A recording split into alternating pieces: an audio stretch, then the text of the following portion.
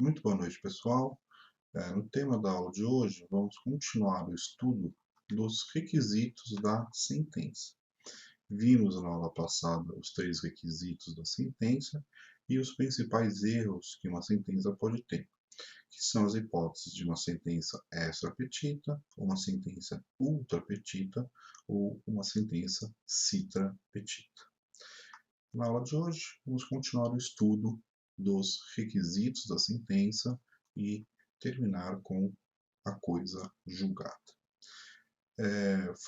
Continuando falando de sentença, toda sentença que tiver por objetivo o cumprimento de uma obrigação, seja ela de fazer ou de não fazer, o juiz pode conceder, quando da realização da sentença, ele pode proferir uma multa diária, o que a gente chama de astriente. Então, toda vez que o juiz tiver por objetivo em uma sentença obrigar o réu a cumprir uma obrigação, né, fazer uma obrigação ou deixar de fazer alguma coisa, ele pode conceder na sentença uma multa caso o réu venha descumprir aquela obrigação proferida ali na sentença.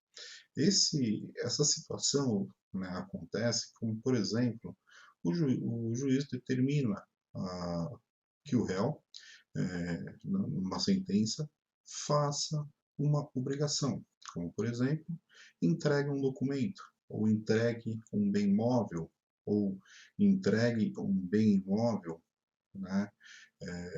Ou realize uma obrigação na qual ele assumiu em um determinado contrato. Se o objeto da sentença é obrigar o réu a fazer alguma coisa ou deixar de fazer alguma coisa, o réu para, o juiz, para que o réu cumpra aquela obrigação, para que ele seja obrigado a cumprir aquela obrigação, né, ele impõe na sentença uma multa diária, o que a gente chama de astrente, porque é a forma que o juiz tem de fazer com que o réu cumpra aquela obrigação, né? Uma vez que não há força coercitiva, como numa sentença penal, no processo civil, né? não, não temos como ter penas privativas de liberdade no processo civil, a força que o juiz tem para o cumprimento de uma obrigação é a astriente, é a multa diária que o juiz pode fixar ali no, na sentença.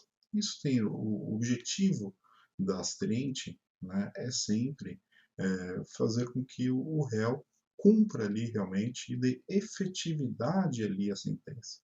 Que nada, porque seria uma sentença totalmente é, sem objetividade, né, se não tiver uma punição ali ao réu para não, quando ele não cumpre ali aquela obrigação.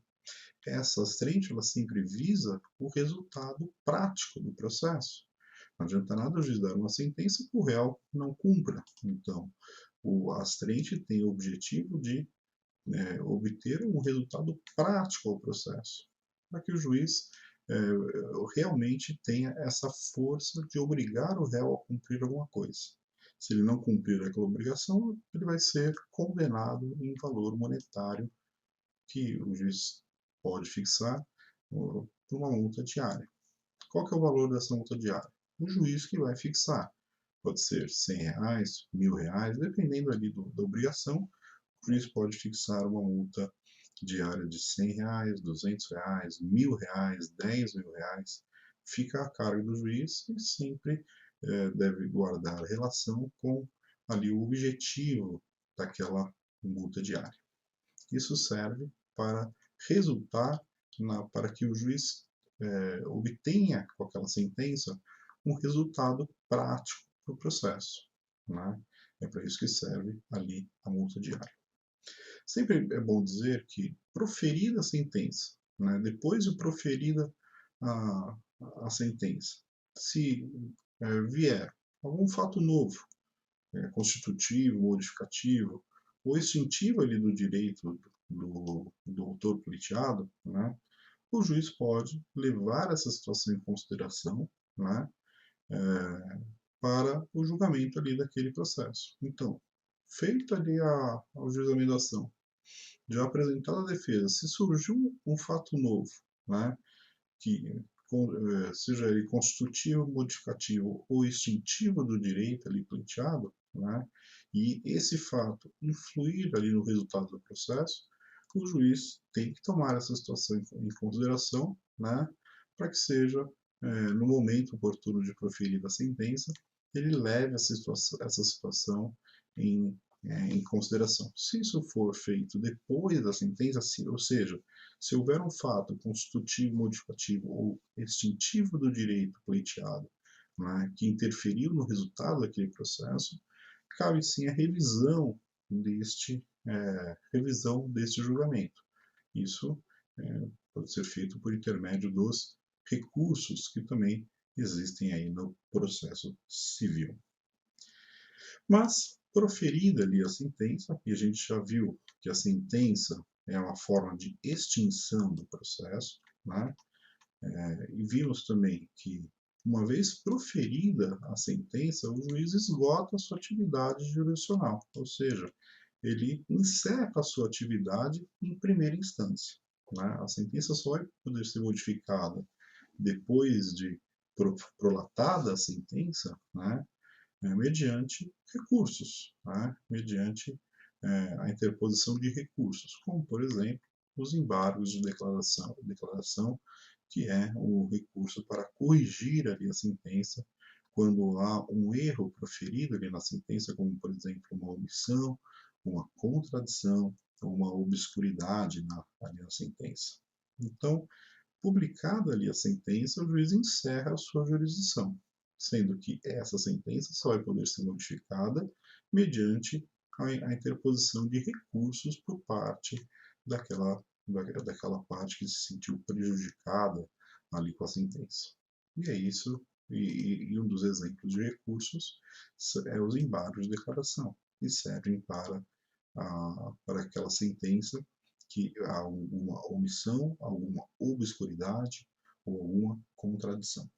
Mas, proferida ali a sentença, né, publicada ali a sentença, e não interposto ali qualquer tipo de recurso, eu falo que a sentença fez coisa julgada. A coisa julgada é aquela sentença que não cabe mais qualquer tipo de recurso. Então, sempre que a sentença é publicada e não é apresentado recurso dentro do seu prazo legal, eu digo que houve a coisa julgada daquela sentença. A coisa julgada torna a sentença eficaz, imutável e indiscutível. Então, toda sentença que publicada e não houve qualquer tipo de interposição de recurso, eu digo que há coisa julgada. Coisa julgada é aquela sentença que traz eficácia, tornando a sentença imutável e indiscutível. Ou seja, não há como mais mudar uma sentença que fez coisa julgada. A sentença que julgar total ou parcialmente a ação, né, tem força de lei nos limites daquele processo. Ou seja, entre as partes, né, a sentença que fez coisa julgada, que julgou a ação, né, parcialmente ou totalmente parcialmente, aquela decisão faz lei entre as partes daquele processo. As partes daquele processo devem obrigatoriamente respeitar aquilo que está ali previsto na sentença. Então, a coisa julgada é a sentença que é imutável, aquela sentença que não cabe mais recurso. Né? E, obviamente, né, as questões que já foram discutidas naquele processo, né, não podem mais ser rediscutidas, porque se já houve decisão, ocorreu o que a gente chama de preclusão, ou seja, a sentença foi proferida, a parte não entrou com recurso no prazo previsto na lei, há uma preclusão, daquele tipo, preclusão temporal que já foi objeto de nosso estudo. Então,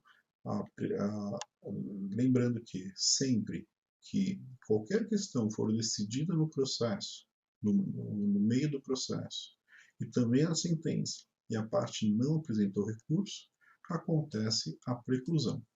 E a sentença que que não é revista, ou seja, que não é interposto qualquer tipo de recurso, eu falo que faz coisa julgada. Mesmo que interpõe o recurso. Os recursos são julgados pelo Tribunal de Justiça de São Paulo, segunda instância do processo civil. O processo civil começa nas varas cíveis, depois o recurso, que é o recurso de apelação, vai para o Tribunal de Justiça. Aí eu tenho, depois do recurso de apelação, que forma um acórdão julgado pelo Tribunal de Justiça, lá dos estados, eu tenho a possibilidade de recursos para o STJ, que a gente chama de recurso especial, e o recurso extraordinário, que é julgado pelo Supremo Tribunal Federal. Mas interpostos todos esses recursos, né? E a sentença de primeira instância foi mantida por todos esses recursos. Da mesma forma, faz coisa julgada. Então, coisa julgada é aquela decisão de primeira instância e confirmada pelas decisões dos recursos, pelo Tribunal de Justiça, pelo STJ e pelo Supremo Tribunal Federal, né?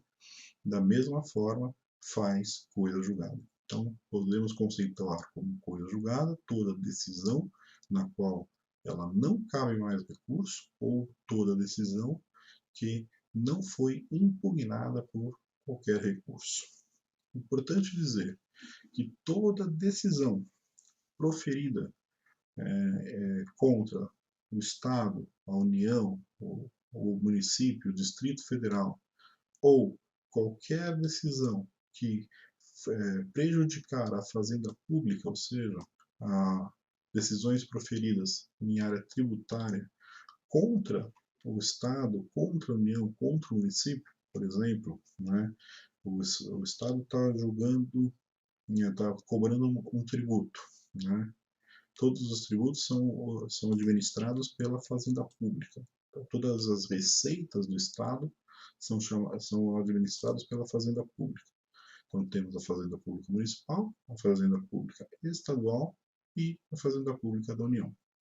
Se em uma ação, por exemplo, for julgada improcedente uma cobrança de um tributo contra a Fazenda Pública, essa sentença também ela não transita em julgado, ou seja, ela não faz coisa julgada logo na primeira instância. Então, toda decisão proferida contra a União, contra o Estado, contra o município, ou numa execução de dívida ativa, por exemplo, contra a Fazenda Pública, né, todas essas decisões elas devem ser revistas obrigatoriamente. Então, elas não fazem coisa julgada logo de cara. Significa dizer que uma ação ajuizada contra a União, contra o Estado, contra o município, e for julgada improcedente, né, ou seja, a sentença é contrária à União, o Estado e o município, essa sentença só vai fazer coisa julgada quando for revista pela segunda instância.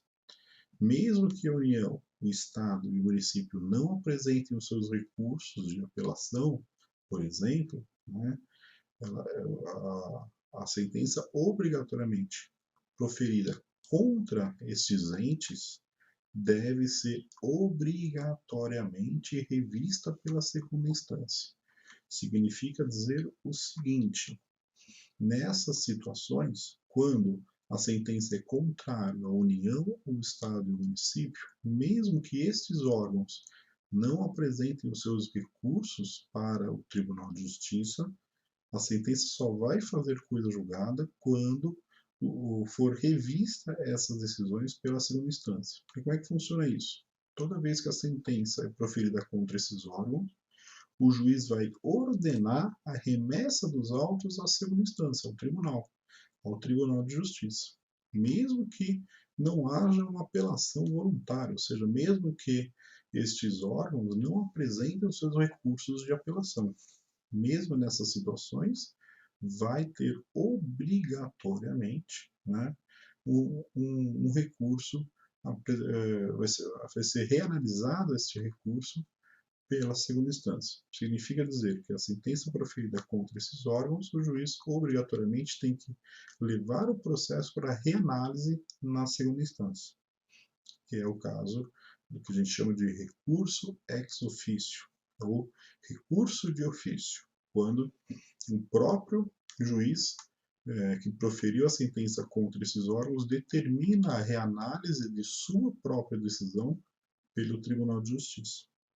Então, isso só acontece nas decisões proferidas contra a União, contra o Estado, contra o município ou naquelas ações de execução de dívida tributárias da Fazenda Pública. Então, se a União, o Estado e o município perderem as suas ações, obrigatoriamente o juiz tem que encaminhar este processo, essa sentença, para ser reanalisada pelo Tribunal de Justiça. Mesmo que não haja um recurso autônomo, um recurso voluntário por parte desses órgãos. Isso somente acontece nessas hipóteses previstas no artigo 496 do CPC, que é quando a sentença é proferida contra esses órgãos aqui, que a gente chama de recurso ex officio. Fora essa situação, a sentença faz coisa julgada diretamente quando publicada a sentença e não proferido qualquer tipo de recurso. Além disso, faz também coisa julgada toda sentença na qual é julgado os recursos e a sentença é mantida. Nessa situação, também há coisa julgada. Então, com isso, a gente encerra a aula de hoje sobre recurso. Vimos a parte final aqui da sentença, né, que é a questão da astrente, da multa diária, né, que é a forma que o juiz tem de fazer com que a parte cumpra aquela sentença que outorgue uma obrigação de fazer ou não fazer. Né? Vimos a questão do fato superveniente, né, fato novo, que pode modificar, extinguir o direito pleiteado, né? E vimos o conceito aí de coisa julgada e dos recursos ex officio, que são os recursos que são obrigatoriamente sujeitos ao duplo grau de jurisdição, que não fazem coisa julgada logo de cara. Sim, devem sempre ser reanalisados essas sentenças proferidas contra a União, Estados e municípios perante o Tribunal de Justiça de seu respectivo Estado. Com isso, então, terminamos a aula de hoje. Quero pedir a todos que leiam a apostila e compareçam às aulas do Microsoft Teams para esclarecimentos de todas as dúvidas. Então, por hoje é só. Estamos sempre à disposição e bons estudos a todos.